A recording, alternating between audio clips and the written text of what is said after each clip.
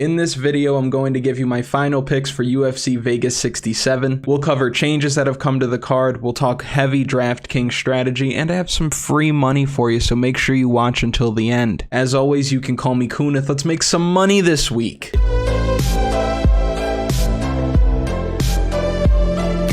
If you haven't already, go back and watch the predictions video from earlier in the week. I'll have that linked in the description. Now, what we didn't cover in the predictions video is the main event with Nassourdine Imavov and Sean Strickland. Now, I liked Nassourdine Imavov against Kelvin Gastelum, like I'm sure most of us did, but this week got a lot tougher for him after the change in opponent. He's now fighting Sean Strickland, who is obviously stepping in on short notice, but it's hard for me not to go with Strickland here considering what Nassourdine Imavov looked like last time out late against Joaquin Buckley. And don't get me wrong, he was looking fantastic through the first two rounds, but he gassed hard in the third, and if that round was a few seconds longer, Joaquin Buckley probably would have found a way to win. Granted, it was against Joaquin Buckley, who's a tough fight for anybody, but he also has a way of getting under guys' skin, pissing dudes off. Don't talk to me, I'll murder you! The fight was in France for Nassourdine Imavov in front of a live crowd, so a lot of emotional factors could have led to him getting tired faster than he would have liked. But make no mistake, if his cardio abandons him before the fourth round this week, Sean Strickland is going to turn this French man into French toast. Because you have to keep in mind that Sean Strickland has fought 4 times in the last year and a half, and 3 of those have been 5-round fights. We don't know what Nassourdine Imavov is going to look like in the 4th and 5th round, and I think against somebody like Sean Strickland, that's a nightmarish matchup. Because if you look at these 5-round fights like against Uriah Hall and Jack Hermanson and Jared Cannonier, he landed a total of 491 significant strikes. And those are just the significant strike numbers. He threw over 1,220 strikes in these 3 fights. That is absolutely crazy. Sean Strickland has more volume than a Guitar Center, and I think he could end up drowning this guy this week. And on top of that, he's a super attractive DraftKings play. Let me explain. I can explain. You can get him on DraftKings this week at the low price of $7,700, which is pretty crazy because he has basically a 100% chance of being on the optimal lineup if he wins. On the other side, Nassourdine Imavov, he's one of the more expensive plays of the slate, sitting at $8,700, and if he wins, failing to score 100 DraftKings points, well, there's a good chance he's not in the winning lineup. Of course, Sean Strickland's going to be the higher owned of the two. He might be the highest owned fighter on the slate, but again, you're going to absolutely need him if he wins. But when you take the gap in experience, the gap in the 5-round experience, the historic pace and pressure, and the desire, I'm assuming, to get back on track after that lackluster performance against Jared Cannonier, I'm on Sean Strickland here all day. Give me the slight underdog by unanimous decision. And while we're on the topic of underdogs, I want to tell you about Underdog Fantasy. You probably have heard of it by now. Underdog Fantasy is a great fantasy alternative to something like DraftKings. I like it myself, and I've partnered with them, and if you use my code or use the link that I'll put in a pinned comment, they'll match your first deposit up to $100. That's free money. We'll talk more about Underdog, how to use it, what it looks like, and why there are benefits to using that over DraftKings in certain situations after we build our lineups, but we have more work to do. I'll talk about that stuff later. Come on, let's get focused. We need to talk about Daniel Argueta versus Nick Aguirre. Slick Nick is making his UFC debut, stepping in on short notice, a similar situation to how Dan Argueta made it to the UFC himself. Argueta made his UFC debut last summer against Damon Jackson, where he was controlled for a majority of the fight, but he still gave a good account of himself, and I expect him to look good this week, a lot better. What we get out of Dan Argueta is a wrestler. He's going to be very strong in this division, and he brings a style that could result in complete one-way traffic in a lot of his fights. If he's able to get Slick Nick down to the mat, he's going to stay there for most of, if not all of the round. And what you have to like out of Dan Argueta is that he's not a good striker, which is going to lead to even more wrestling, which is the most rewarding style for DraftKings scoring. Now, on the other side, Slick Nick is going to look to grapple. He wants to find a submission, and Argueta could fall into something if he finds himself shooting for takedowns and gets sloppy at all, so that does make me a bit nervous, but I still like Argueta to get it done. Nick Aguirre hasn't been fighting for that long. Tough circumstances coming into this fight as well, and I think that he's talented, but we could have a Steven Kozlow situation on our hands where he just gasses out later despite having good talent. Talent might not be the issue here. It might just be moment, circumstance, step up in competition. This guy has fought absolutely absolute cans up until this point. So Dan Argueta is going to be the toughest guy that he's seen by a mile. So the way that I expect this fight to play out is Dan Argueta gets his wrestling going. By the third round, which we've never seen Slick Nick in his professional career, he finds his back, gets a rear naked choke, gets the submission, gets out of there. From a betting perspective, Dan Argueta is a big favorite, and that may also lead to him being higher owned than maybe he should be on DraftKings. But again, I do think that this guy can absolutely steamroll Slick Nick in this spot.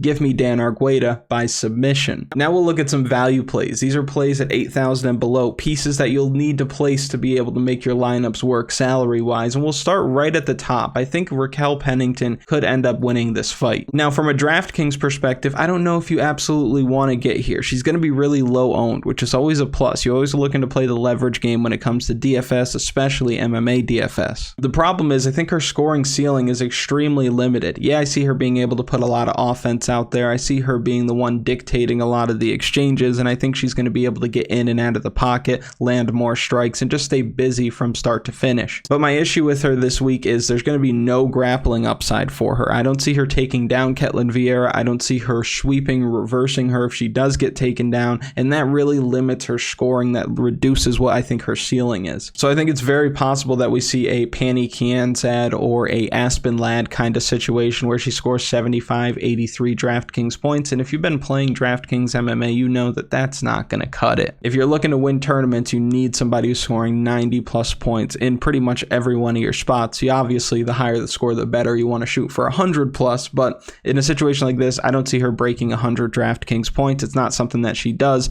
but I do think that she wins, goes way under owned. It could be sneaky. Next, we're looking at Sean Strickland. I don't need to go over this again. You know how I feel about Sean Strickland already. Highest ceiling on the entire card, throws a lot of strikes, good matchup. Yeah, he's stepping in on short notice, but if we look at both these fighters at the peak of their abilities, I think Sean Strickland is a massive step up in competition for Nassourdine Imavov. Down here at 7,400, if you've been watching this channel for a while, we talked about this on the video earlier in the week, this is the homie. Priscilla Cachoeira is somebody who cashes tickets for us, and I expect her to do it again this week. We consistently are getting dog money on Priscilla Cachoeira, and she's got that X factor. She's got that Triple H sledgehammer, that equalizer. I think that she knocks out Sijara Eubanks in this fight. She just needs to mind her P's and Q's. She probably gets taken down. She probably has a rough first round. She probably loses the first round. But if she's able to avoid being submitted, I think she has a really good chance of working back to her feet, seeing a gassed Sijara Eubanks stand in front of her after the first 5 minutes, land one of those big hooks or a big uppercut, and put Sijara Eubanks down, finish her sometime in the second or third round, score a lot of DraftKings points in the process. I believe that the winner of this fight, whether it's Eubanks or Cachoeira, is going to end up on the optimal lineup. Women's MMA is typically going under-owned as it is.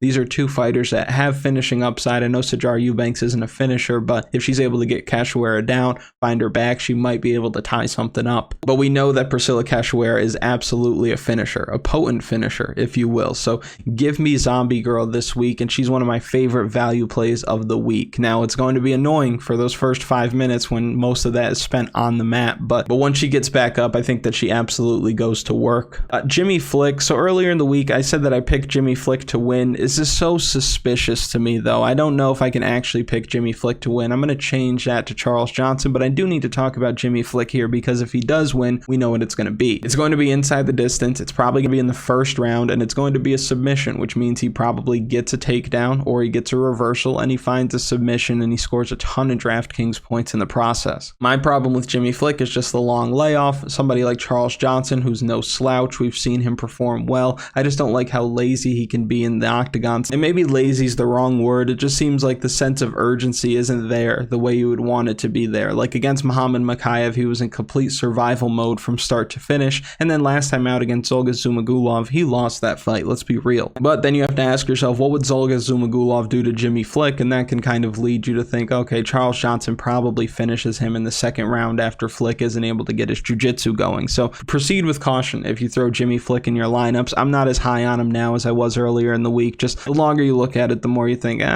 I don't think he's going to be able to get Charles Johnson to the mat. But with his win condition, there's a ton of value built into the price, and we have to talk about him here during the value plays. And really, that's it for me when it comes to underdogs on this card, value plays on this card. I don't really see any other underdog winning. I see maybe a flash knockout for Mendonca or something like that. But other than that, I think it's pretty obvious who's going to win and who's going to lose and what fights are close. But with that, now we can get into building some lineups. But before we do, make sure you like the video, subscribe to the channel, comment something for the algorithm. You know how the algorithm works by now. Now let's go ahead and take a look at how we're going to win our 50-50s, head-to-heads, double-ups this week, and when we look at our cash game lineup. Well, I think it is safe for you to stack this main event this week. I don't think this is a situation where one of these guys gets finished quickly. Go ahead and stack the main event. That's fine. We've got 8,400 per fighter left over. I want to go right to the top of the slate and look at Rebecki. I think Rebecki wins this fight. I think he wins in the first round, picks up a knockout finish, maybe takes him down, TKO knockout finish on the mat, but Rebecki wins, scores a ton of DraftKings points. Yeah, he's the most expensive on the slate, but for cash games, you probably want him in there. You want that free square, which means then we're going to have to come all the way back down here and grab somebody who we think is going to be able to hang for a little bit, somebody who might be able to go the distance, somebody who's not going to get finished here. Well, obviously, we're not going to go with Nick Fiore. I don't think that Raoni Barcelos is going to get finished, but I don't think that he's going to be able to get a whole lot of offense himself, so he probably doesn't score that many points. Mendonca is interesting to me when it comes to cash games because of his fighting style, very aggressive, can make things happen in a blink of an eye, and against somebody like Javid Basharat, it's going to be hard. Basharat is a technician, a sniper. He's going to be able to pick him apart and really do whatever he wants, I think. But I don't think that Basharat's going to be able to finish this guy, or at least finish him early. I think he's going to have at least 10 to 12 and a half minutes of fight time to score some points. So Mendonca is not a bad look when it comes to your cash games, in my opinion. Carlos Hernandez is tough. Carlos Hernandez typically goes the distance in his fights, so he might be somebody that you want to consider putting in a cash game lineup just as a punt play,